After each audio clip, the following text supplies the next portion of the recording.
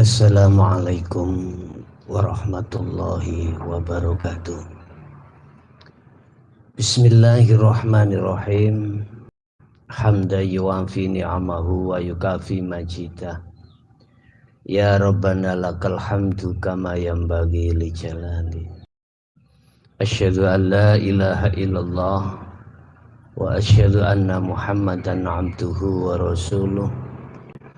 Allahumma sholli wa sallim wa barik alaihi wa ala alihi wa ashabihi ajma'in. Bapak Ibu hadirin, saudara-saudaraku dimanapun Anda berada, untuk kesempatan sore hari ini kita akan membahas terkait hati yang awal-awal ditarik Allah di dalam makom musyahadah, yaitu makom makrifat terhadap Allah Subhanahu wa Ta'ala, dan apa yang harus kita waspadai ketika saat di pintu musyahadah. Bapak Ibu, perlu diketahui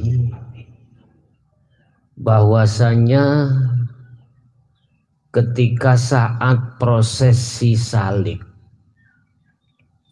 suluk menuju kewusulan pada Allah, ini selalu dikejar-kejar oleh hawa nafsu.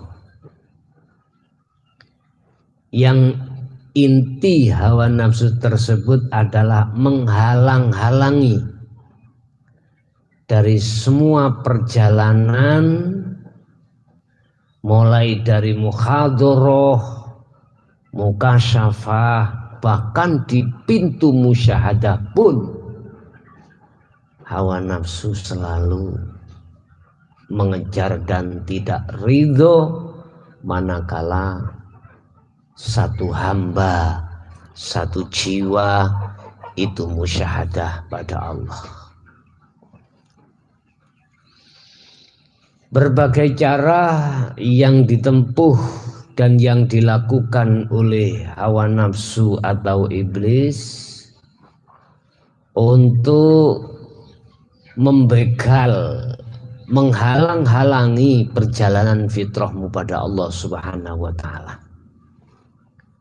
Entah itu dilewatkan suami, istri, anak, atau harta benda yang lainnya. Selalu kompleks yang kita hadapi. Selang berjalannya waktu, ketika saat Anda sampai di babul musyahadah, pintu persaksian pada Allah yang dengan sebenar-benarnya, di situ juga nafsu masih mengikuti dan mengintimidasi, bahkan menghalang-halangi kita. Bahkan ketika sudah di musyahadah pun kita dikembalikan Allah untuk turun di muhadharah atau di mukasyafah. Di situ juga ada hal-hal yang perlu diwaspadai, yaitu masalah kepentingan hawa nafsu. Satu contoh, mungkin ini sudah dialami oleh para jamaah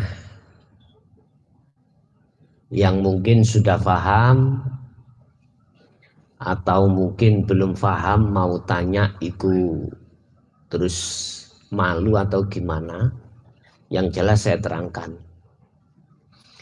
Pertama yang perlu diketahui ketika saat si salib menuju kewusulan pada Allah, dalam perjalanan itu pasti nafsu masih menghalang-halangi kita.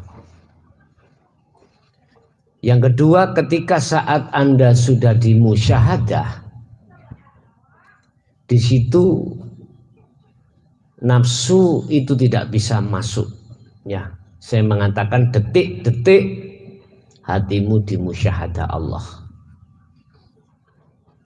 tidak akan bisa masuk di dalamnya. Bapak Ibu,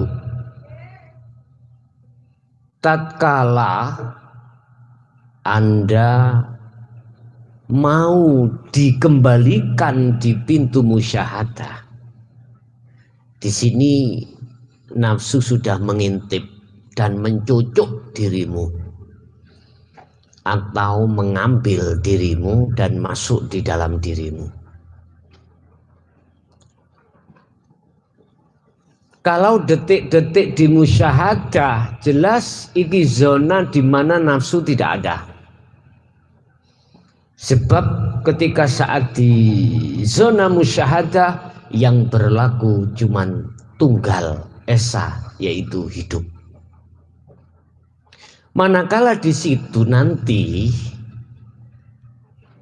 Anda merasa dalam hati Anda, apakah nanti pandangan orang saya tidak dikatakan orang yang edan, orang yang hilang akalnya, orang yang gila. Sebab ketika saat hati diletakkan Allah di musyahadah, maka seluruh perkara-perkara masiwallah itu sudah hancur, sudah fana alias tiada. Kalau masih ada dalam hati angan-angan, apakah nanti saudaraku, istriku, anakku gak mengatakan aku gila? Lah, ketika hati masih ada hal tersebut, maka jelas dalam diri kita telah terasuki oleh hawa nafsu. Masalahnya kita masih takut dengan situasi yang akan terjadi. Berarti hambanya masih muncul. Hambanya masih muncul. Cuman saja kita sudah diletakkan Allah di musyahadatul fana walaupun. Sebab di dalam tingkatan musyahadah itu, di situ ada golongan 3, musyahadatul fana, musyahadatul fanaul fana atau kamil, dan musyahadatul baqo. Lah, ketiga-tiganya ini volume kemakrifatan Allah itu tidak sama. Ya. Awal sekali kita masuk, dimasukkan Allah musyahadah, maka di situ akan terjadi musyahadatul fana. Ya. Kita akan dikeluarkan lagi di makom muhadharah atau mukasyafah. Kalau turun di sini, barulah nanti di dalam hati masih ada pertimbangan terkait masalah makhluk lainnya, yaitu anak, istri, teman, tetangga. Apa nanti saya nggak takut, saya nggak dibilang orang gila tah, lah gitu loh. Sebab memang kalau sudah dimusyahadah Bapak Ibu, posisi hati sudah difanakan selain daripada Allah. Jangankan masalah pekerjaan, masalah apapun, masalah istri, anak, dan apapun yang terdekat bagi kita, itu sudah, hati sudah lupa, sudah tidak ada. Lah, munculnya kekhawatiran terhadap makhluk lain yang mengatakan bahwasanya kita apakah enggak dikatakan orang edan, berarti posisi makom hati kita telah diturunkan Allah dari musyahadah ke muhadharah atau di mukasyafah. Saya katakan sekali lagi, manakala detik-detik hati di musyahadah, maka di situ la khaufun alaihim walahum yahzanun. Siapakah mereka yang diletakkan Allah di dalam musyahadah? Kita buka di dalam surah At-Toha ayat 13 dan 14. A'udzubillahi minasyaitonirrajim. Bismillahirrahmanirrahim. Wa anakhtar tuka fastami lima yuha innani anallah la ilaha illa ana fa'budni wa aqimis sholah li dzikri. Dan aku, kata Allah, telah memilih engkau. Siapa engkau itu? Bahasa syariat engkau di dalam ayat tersebut menceritakan Nabiullah Musa alaihissalam. Bahasa hakikat engkau di situ siapa yang dikehendaki Allah. Dialah si salib menuju kewusulan pada Allah. Dan aku telah memilih engkau, maka dengarkanlah apa yang akan wahyukan kepadamu. Artinya, ketika saat saudara melakukan munajat, uzlah, zuhud, suluk menuju kewusulan, Allah telah membimbing dirimu, dan disitulah nanti akan banyak petunjuk-petunjuk. Di antaranya adalah ketika saat di pintu musyahadah, nafsu itu masih ingin menghalang-halangimu dengan bentuk bagaimana sekiranya dalam hatimu ada perasaan takut. Takut tidak kembali, takut dihina istri, anak, orang dekat kita, masyarakat mengatakan kita gila, penuh pertimbangan-pertimbangan di situ. Itu berarti tanda di dalam hati kita itu telah terracuni oleh hawa nafsu. Di posisi seperti itu Allah telah memberikan wahyu, jangan takut, lanjutkan terus. Nah, disitulah nanti akan menemukan bahasa musyahadah, innani anallah. Di dalam dirimu tidak akan pernah berlaku perkara masiwallah, perkara selain Allah, termasuk roh aran Abdullah, dirimu sudah tiada.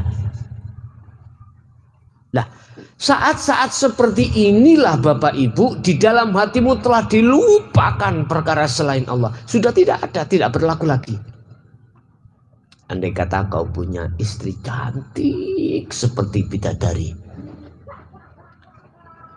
bahasa Jawa Timur, ora ono gunane.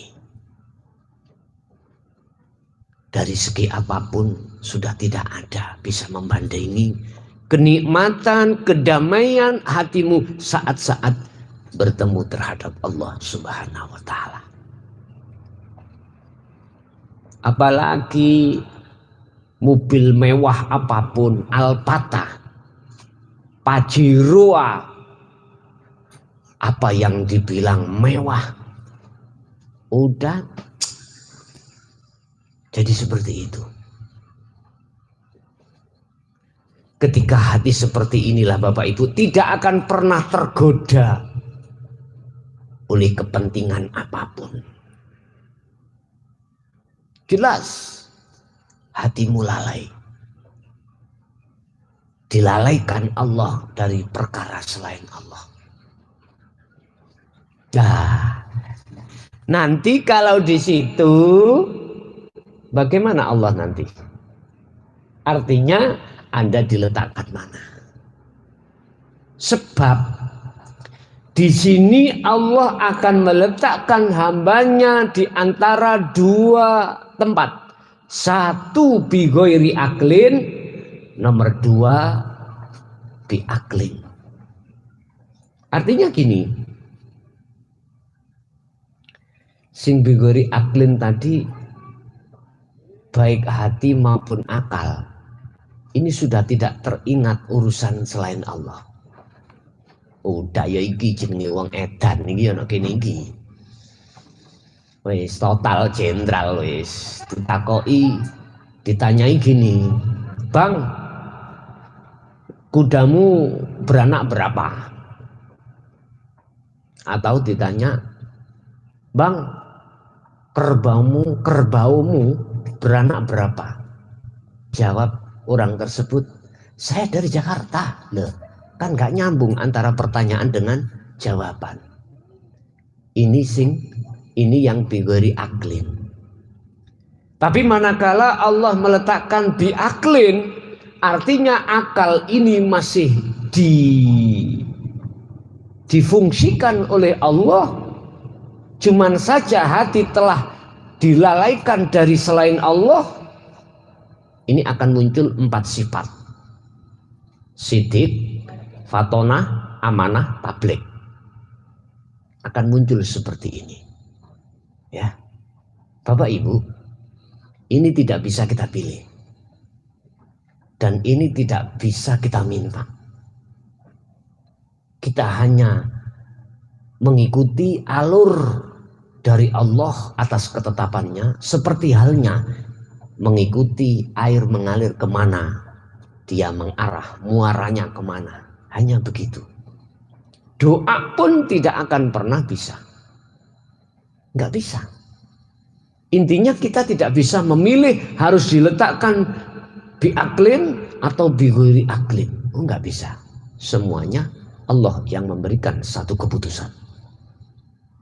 Bapak Ibu, ketika saat di musyahadatul fana, kita ini seringkali hati terkotori oleh duniawiyah. Terkotori. Karena volume makrifat dalam hati kita belum maksimal. Dan ini merupakan satu kewajaran. Karena inilah proses tahapan-tahapan yang harus kita alami. Udah, gak usah mikir, itu urusannya Allah. Yang penting jalankan apa yang menjadi ketetapan dan amanah dari Allah. Selalulah hatimu untuk munajat pada Allah, beres. Urusan buahnya gak usah dipikir, itu urusannya Allah. La tatlub iwadon. Ya, wis gak usah angen-angen hasil dari sebuah perkara yang dilakukan. Sebab itu semuanya udah urusan Allah Subhanahu wa ta'ala. Bapak Ibu hadirin jamaah rahimakumullah. Nanti kalau sudah dinaikkan musyahadatul kamil, ya, ini beda lagi. Nanti lebih makrifat hatimu volumenya besarnya daripada lalainya hatimu tidak makrifat pada Allah.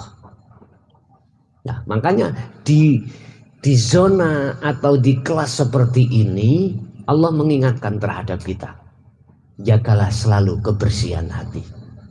Otomatis kita tiap saat dan waktu harus menjalankan tindakan membersihkan kotoran-kotoran hati. Ibarat rumah, mengapa tiap hari, tiap saat itu harus kita sapu, harus kita bersihkan? Karena setiap detik, setiap saat yang namanya debu, kotoran dan lain sebagainya selalu datang. Tiap saat harus kita bersihkan. Kecuali nanti kalau kita sudah sampai ambang musyahadatul baqa, udah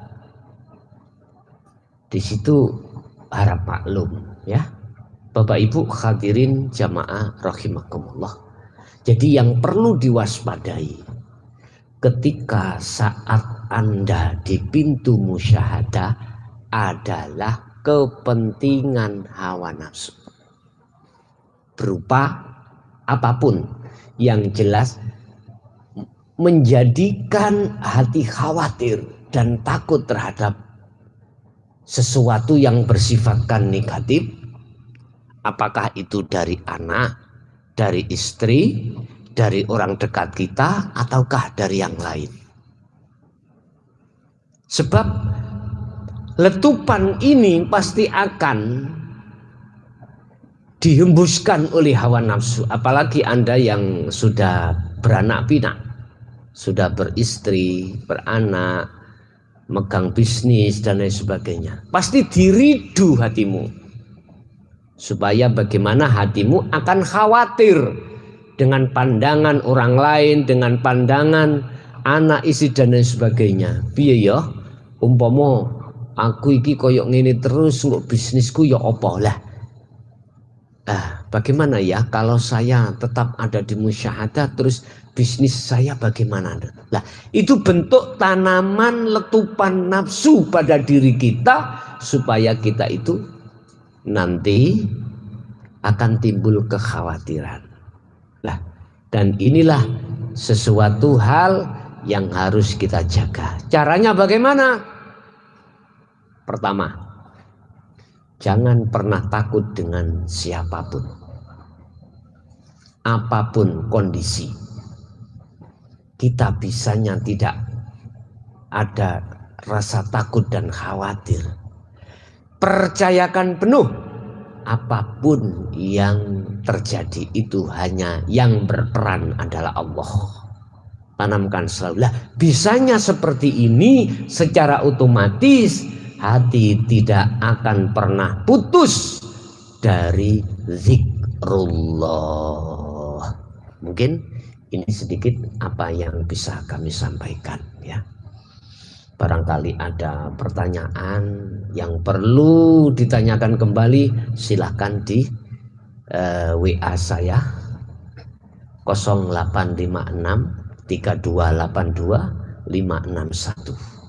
Silahkan untuk bertanya, nanti bisa kami jawab ketika saat keadaan situasi longgar. Sekali lagi di 0856 3282 561. Oke, semoga bermanfaat. Kurang lebihnya mohon maaf. Ihdinas siratal mustaqim. Assalamualaikum warahmatullahi wabarakatuh.